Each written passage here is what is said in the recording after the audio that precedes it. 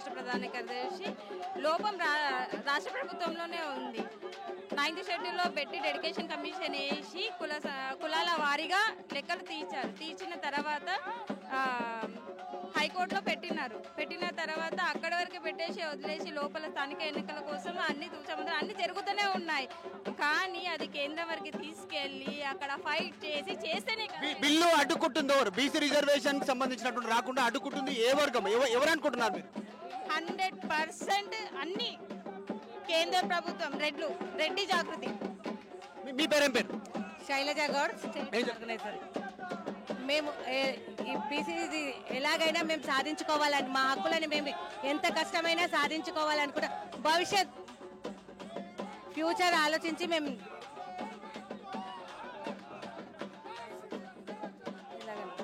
ఇక్కడ మాట్లాడతాం. మీ పేరేం పేరు? నా పేరు సమత యాదవ్ అండి. నేను రాష్ట్ర కార్యదర్శిని మాట్లాడుతున్నాను. ఇప్పుడు ఇది మేము జనాభా దామాష ప్రకారమే మేము మా హక్కులను అడుగుతున్నాము.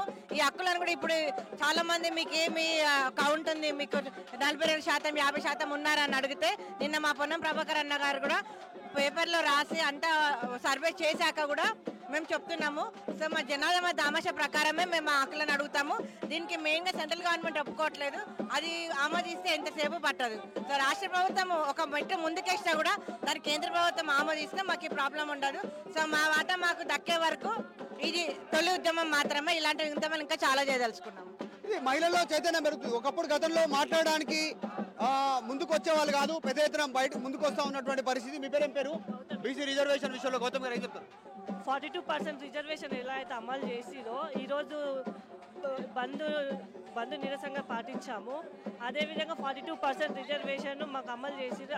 అదే కేంద్ర ప్రభుత్వం మేము ఒకటే కోరుతున్నాం, 42% రిజర్వేషన్ ఎట్టి పరిస్థితుల్లో మా బీసీ మహిళా రిజర్వేషన్ ఇట్లా మా హక్కులు మాకు కావాలని మేము వచ్చే వరకు మేము పోరాడుతున్నాం. పెద్ద ఎత్తున ధర్నా చేస్తా ఉన్నారు, నృత్యాలతో డాన్స్ చేస్తా ఉన్నారు. మీ పేరేం పేరు? సిద్ధాంతం శ్యామల. నేను గ్రేటర్ హైదరాబాద్ ప్రెసిడెంట్ని. ఈ రోజు పెద్ద ఎత్తున బీసీ బంద్ జరుగుతుంది. అందరూ ప్రజలందరూ మాకు సహకరిస్తున్నారు. ఈ రోజు ఇలాగే సాయంత్రం 5 గంటల వరకు కూడా పెద్ద ఎత్తున అందరూ సహకరించాలి, ప్రజలందరూ సహకరించాలని కోరుకుంటున్నాము. ఈ 42% బీసీలకి వచ్చేదాకా మేము ఇలాగే పోరుతున్నాం ప్రతిసారి. మీ పేరేం పేరు? నేను Akula Sandhyarani, state organising secretary BC సంఘం.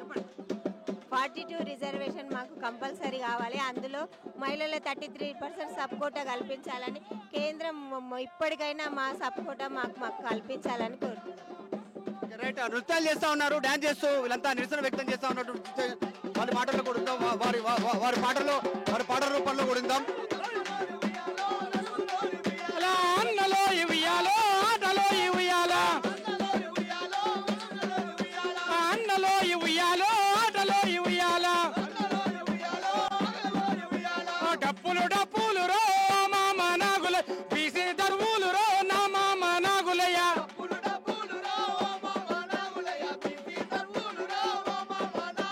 మన హక్కుల కొరకు రో మామ నాగులయ్య, పొరుగు చెయ్యవోదమో మామ నాగులయ్య,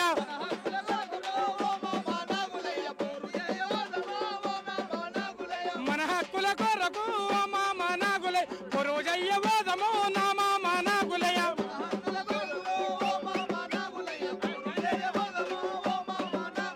డప్పులో ఇవ్యాలో దరువులో ఇవ్యాలా, డప్పులో ఇవ్యాలో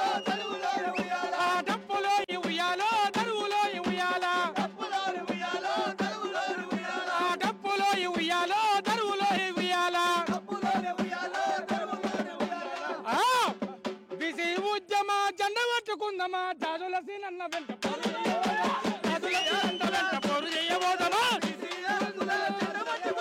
జాజుల సీనన్న వెంట పోరు చేయబోదమా, బీసీ ఉద్యమ జెండ పట్టుకుందమా, జాజుల సీనన్న వెంట పోరు చేయబోదమా, జాజుల సీనన్న వెంట పోరు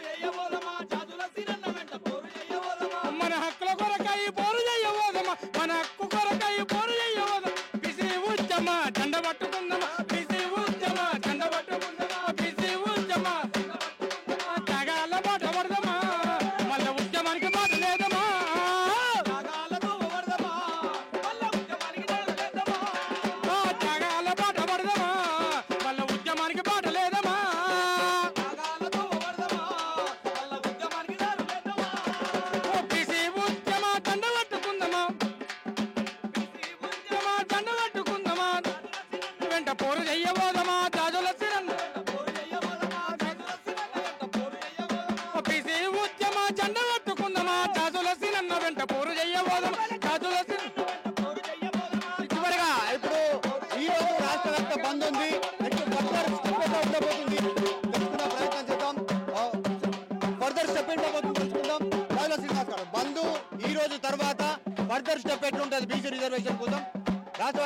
ఉంది, అందరూ పాల్గొంటారు, అందరూ మద్దతు చెప్తారు.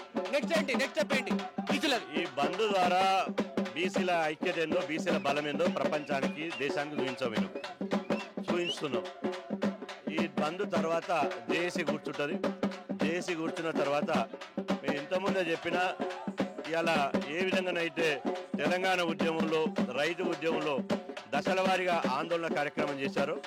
కేంద్ర ప్రభుత్వం ఎట్లా దిగి రావాలి, రాష్ట్ర ప్రభుత్వంలో ఎట్లా కదలిక రావాలి, ఈ రెండింటి మీద ప్రధానంగా దృష్టి సారించి జేఏసీ కూర్చొని నిర్ణయం తీసుకుంటాం. ఏది ఏమైనప్పటికీ కూడా ఖచ్చితంగా లక్షలాది మందితోటి ఈ బంద్ తర్వాత ఒక అన్ని 33 జిల్లాలు పర్యటించడానికి ఒక రథయాత్ర పెడతాం. ఆ తర్వాత రథయాత్ర తర్వాత చెలో హైదరాబాద్ పిలిపిస్తాం. లక్షలాది మందితోటి పెరేడ్గౌన్లో బహిరంగ సభ పెడతాం. ఆ తర్వాత 10 ప్రత్యేక రైళ్లను కట్టుకుని ఢిల్లీకి వెళ్తాం.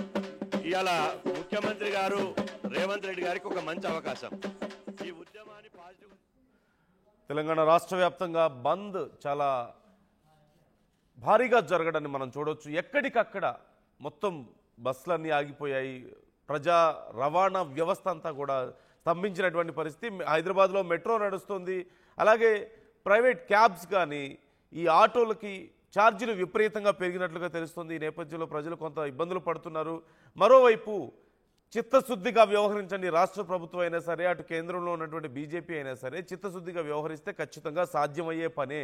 ఒకరి మీద ఒకరు ఆరోపణలు చేసుకుంటూ, ఒకరి మీద ఒకరు విమర్శలు చేసుకుంటూ బీసీలకు అన్యాయం చేస్తున్నారు. ఇన్ని రోజులు బీసీలకు అన్యాయం జరిగింది, కనీసం ఇప్పటికైనా మేల్కొనండి. ఒకవేళ మేల్కొనకపోతే మరొక తెలంగాణ ఉద్యమం లాగా ఈ బీసీ ఉద్యమం కూడా ఊవెత్తున ఎగిసిపడుతుంది అంటూ హెచ్చరికలు జారీ చేస్తున్నటువంటి పరిస్థితి మనకు కనిపిస్తుంది.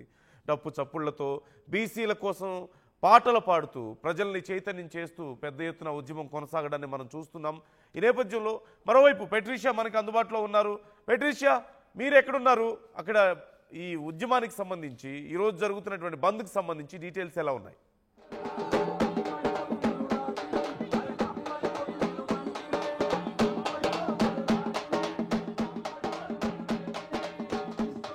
పెట్రిషియా, మీరు ఎక్కడ ఉన్నారు? ఏ ప్రాంతంలో ఉన్నారు? అక్కడ బంద్ ఎలా జరుగుతోంది? ఎవరెవరు ఈ బంద్లో పాల్గొన్నారు?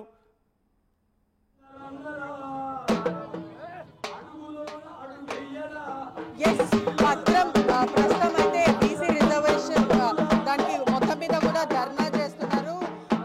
ఒకవైపు చూడొచ్చు కూడా ఆటల పాటలతోని కూడా వాళ్ళ బంద్ అనేది కూడా పిలుపునివ్వడము, మరోవైపు బస్సెస్ అంతా కూడా నిలిపివేయడం అయితే జరిగింది. దాదాపు డిపో దగ్గర అంతా కూడా ఎగ్జిట్ ఎంట్రీ దగ్గర కూడా బీసీ నేతలందరూ కూడా నించొని ఉన్న పరిస్థితి అయితే కనిపిస్తుంది. క్యాబ్స్ రేట్స్ కూడా ఎక్కువ పెంచడము, మరోవైపు బీసీ నేతలతో కూడా మాట్లాడదాము. ఏంటి ప్రధానంగా డిమాండ్స్ ఏంటి? 42% మీద ఈరోజు మేము బంద్, తెలంగాణ బంద్ మొత్తం జరగడం జరిగింది. మరి సావిత్రిబాయి పూలే ఫౌండేషన్ నుంచి మేము బీసీ మహిళకుల సంఘాల నుంచి మేము బంద్కు పిలుపునివ్వడం జరిగింది. బీసీ బిడ్డలందరూ ప్రతి ఇంటి నుంచి ప్రతి ఒక్కరు పాల్గొని బీసీని బంద్ దిగ్విజయంగా పూర్తి చేయాలి. మా 42% మాకు అందివ్వాలని మేము మనస్ఫూర్తిగా తెలంగాణ గవర్నమెంట్ని కోరుతున్నాము.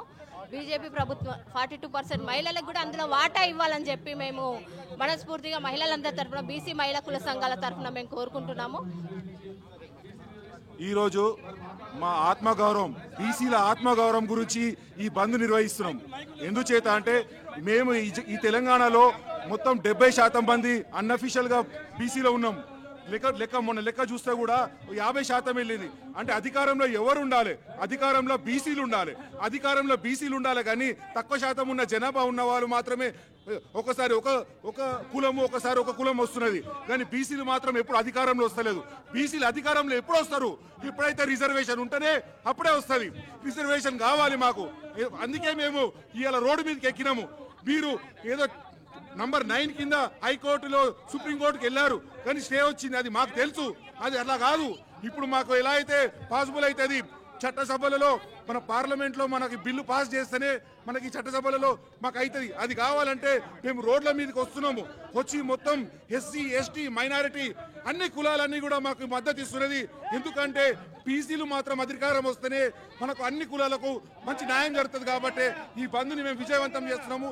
మాతో పాటు అన్ని కులాలు, అన్ని స్కూళ్ళు, బంధువులు అందరూ కలిసి దీన్ని బంద్ చేయడం జరిగింది. ఈరోజు బీసీల బీసీలకు 42% రిజర్వేషన్లు కల్పించాలని కోరుతూ రాష్ట్రంలో ఉన్నటువంటి అన్ని కుల సంఘాలు రోడ్డుపైకి రావడం జరిగింది. రేవంత్ రెడ్డి నీ కపటమైన నాటకం అర్థమవుతుంది.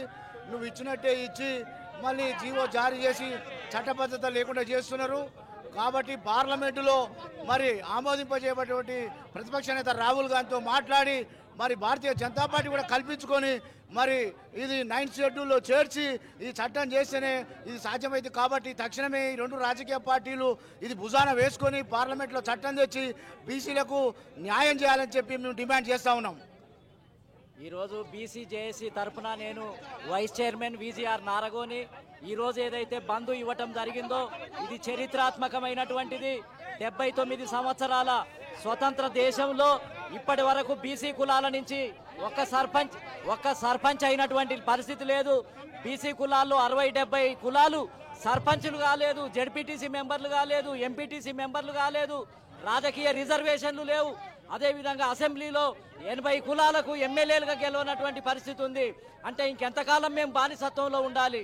ఎంతకాలం మేమేంటిది అని అంటే కాయ కష్టం చేసుకోవటానికే పుట్టామా? ఓట్లు వేయటానికే పుట్టామా? ఈ పార్టీలను 1-2 కులాలను గెలిపించడానికే పుట్టామా? కాబట్టి మేము ఈ రాష్ట్రాన్ని పరిపాలించాల్సినటువంటి సమయం ఆసన్నమైంది. కాబట్టి ఖచ్చితంగా ఈ బంద్ రోజున అన్ని పార్టీలు కళ్ళు తెరవాలి. రాజ్యాంగ సవరణ జరగాలి. ఢిల్లీలో రాజ్యాంగ సవరణ జరగాలి. రాజ్యాంగ సవరణ జరిగేంత వరకు పోరాటం చేస్తాం. రాహుల్ గాంధీ, మోడీ గారు స్పందించి లోక్సభలో రాజ్యాంగ సవరణ చేయాలి. రాజ్యాంగ సవరణ జరిగితేనే మాకు న్యాయం జరుగుతుంది. అంతవరకు ఈ బీసీ జేఏసీ పోరాటాన్ని కొనసాగిస్తుంది. బీసీలు ఒక్కరే ఈ దేశంలో అన్యాయానికి ఊరవుతున్నారు. అన్ని వర్గాలకు రైట్, మొత్తం అంతా కూడా జేబీఎస్ బస్ స్టాండ్ వద్ద కూడా బైఠాయించిన పరిస్థితి కనిపిస్తుంది. విజువల్స్లో ఈటలను కూడా చూడొచ్చు. మొత్తం అంతా కూడా అన్ని పార్టీలతో పాటు అన్ని సంఘాలు కూడా మద్దతు పలుకుతున్నాయి. ఖచ్చితంగా మొత్తం తెలంగాణ అంతా కూడా జేఏసీ బంద్ అయితే కొనసాగుతుంది. ఇప్పటికే బీసీ సంఘాలు అందరూ కూడా ఆందోళన చేస్తున్నారు. బీసీ రిజర్వేషన్స్ పైన కూడా ఆమోదించాలంటూ కూడా అనేక చోట్ల కూడా బంద్కి పిలుపునిచ్చారు. బస్సు డిపోస్ దగ్గర కూడా భారీగా ఆందోళన చేస్తున్న పరిస్థితి. జిల్లాలో డిపోల బస్సెస్ అంతా కూడా డిపోలకి పరిమితం అయిపోయినాయి. మరోవైపు బస్సులు లేకపోవడం వల్ల కూడా ప్రయాణికులకి మాత్రం కొంచెం తీవ్ర ఇబ్బంది ఉందని చెప్పొచ్చు. బంద్ కారణం వల్ల కూడా ఆటోస్ కానీ లేకపోతే క్యాబ్స్ రేట్స్ 1000 రూపాయలు తీసుకుంటారు. ఇక్కడ నుంచి వరంగల్, కరీంనగర్ వెళ్ళాలంటే యూజువల్లీ 400 తీసుకోవాల్సిన కార్ డ్రైవర్స్ మాత్రం 1000 రూపాయలు తీసుకుంటున్నారు. దీపావళి అవ్వడంతో సొంత ఊర్లకు వెళ్ళడానికి కూడా ప్రయాణికులు చాలా ఇబ్బందులు పడుతున్నారు. బంద్ నేపథ్యంలో కూడా మొత్తం మీద స్కూల్స్ కానీ కాలేజెస్ కానీ బంద్ ప్రకటించారు. సెలవు ప్రకటించిన పరిస్థితి అయితే కనిపిస్తుంది. ఒకసారి విజువల్స్లో చూస్తూ ఉంటే కూడా ప్రయాణికులకు మాత్రం ఇబ్బంది అయితే. ఎక్కడికి వెళ్తున్నారు? కరీంనగర్. బస్సెస్ ఉన్నాయా? ప్రెసెంట్ అయితే లేవు. యాక్చువల్లీ మాదాపూర్ నుండి వస్తున్నా నేను. అక్కడ కూడా సిటీ బస్సెస్ కనిపించలేదు. బై మెట్రో వచ్చిన ప్రెసెంట్ ఇక్కడికి వచ్చేసరికి situation and we don't have information about this prior. దీని నుంచి ప్రియర్గా మీకు తెలియదు అసలు. ఇప్పుడు ఎలా వెళ్తున్నారు ఇంటికి? దీపావళి కారణం వల్ల వెళ్తున్నారు. అవును, ఆఫీస్ హాలిడేస్ కదా అని చెప్పేసి క్యాబ్స్ ఉన్నాయి అంటున్నారు. ఎంత చెప్తున్నారు? అబౌట్ 300-600 వరకు వెళ్తుంది. ఎప్పుడు ఎంత తీసుకుంటారు? 350. కానీ ఇప్పుడు 1000 రూపాయలు చెప్తున్న పరిస్థితి ఉంది. అదే వెళ్ళాలా లేదా ఇంకా రిటర్న్ హాస్టల్కి వెళ్ళిపోవాలా అని చూస్తుంది. అందరికీ కూడా అలానే ఇబ్బందులు అవుతున్నాయి. చాలా ఇబ్బంది అవుతుంది. మాట్లాడండి. ఎక్కడికి వెళ్తున్నారు? ఎక్కడికి వెళ్తున్నారు? మేడం ఫెస్టివల్ సీజన్ ఇదంతా చాలా ప్రాబ్లం అవుతుంది. నేను ఇంకా బెంగళూరు నుండి వచ్చిన. బెంగళూరు నుండి వచ్చిన ఒక బస్ లేదు, ఏం లేదు, ఈవెన్ క్యాబ్స్ కూడా లేదు. చాలా ప్రాబ్లం అవుతుంది యాక్చువల్లీ. వెయిటింగ్ ఫర్ కరీంనగర్ వెళ్ళాలి యాక్చువల్లీ. యూజువల్ ఎంత తీసుకుంటారు? బస్సులో వెళ్తారా? ఇప్పుడు క్యాబ్స్ అడుగుతారు 700-800 అడుగుతారు. దాదాపు యూజువల్ ఎంత తీసుకుంటారు? యాక్చువల్లీ 500 రూపాయలు 300 రూపాయలు తీసుకుంటారు. 300-350 ఆ టైం అంత తీసుకుంటారు. ఈ కారణం వల్ల Diwali festival season bandh. Main reason the festival reason and weekend also. Okay, thank you madam. Bandh కారణం వల్ల అందరూ కూడా ఇబ్బందులు పాలవుతున్నారు. Right, thank you Patricia. మొత్తం మీద మనం చూస్తున్నాం బంద్ విజయవంతంగా కొనసాగుతోంది. అన్ని పార్టీల నాయకులు, ప్రజా సంఘాలు అందరూ ఈ బంద్లో పాల్గొంటున్నారు. కాకపోతే పండగ సమయం కావడం వల్ల సొంతూర్లకు వెళ్ళాలనుకున్న వాళ్ళు హైదరాబాద్ మహానగరంలో ఉంటూ జాబ్స్ చేసుకుంటూ ఇప్పుడు పండగ సందర్భంగా సొంతూర్లకు వెళ్ళాలనుకున్న వాళ్ళు తీవ్ర ఇబ్బందులు పడుతున్నారు. బస్సులు లేకపోవడం, అలాగే ఈ ప్రైవేట్ క్యాబ్స్ కానీ ఇవన్నీ కూడా చాలా ఎక్కువ కాస్ట్ ఉండడం తమకు తీవ్ర ఇబ్బందులు కలుగుతున్నాయి. దీనివల్ల కొంచెం ముందే ఇలాంటి విషయాల్లో ఏదైనా ఆల్టర్నేటివ్ ప్లాన్స్ చేసుకుంటే బాగుండేదేమో అనే అభిప్రాయాలు వ్యక్తం చేస్తున్నటువంటి పరిస్థితి కనిపిస్తోంది. మరోవైపు ఇప్పుడు చేస్తున్నటువంటి బంద్ ఈ రోజుకి మాత్రమే పరిమితం కాదు, ఇది కేవలం మొదలు మాత్రమే. ఇక నుంచి బంద్ మరింత ఉధృతం కాబోతోంది. బీసీ రిజర్వేషన్లు అమలయ్యే వరకు ఖచ్చితంగా మేము ఈ పోరాటాన్ని ఉధృతంగా కొనసాగించబోతున్నామంటూ బీసీ నాయకులు చెప్పడాన్ని మనం చూడొచ్చు. రాష్ట్ర ప్రభుత్వం మరోవైపు అటు బీజేపీ రెండు కూడా ఈ విషయంలో సమన్వయం చేసుకోవాలి. ఒకరి మీద ఒకరు విమర్శలు చేసుకుంటే సరిపోదు. ఇన్ని రోజులు మేము నష్టపోయాం, కానీ ఇక నష్టపోవడానికి మేము సిద్ధంగా లేవంటూ బీసీలు చెప్తున్నటువంటి పరిస్థితి మనకు కనిపిస్తుంది. ఈ అంశం మీద మీ అభిప్రాయాలు కూడా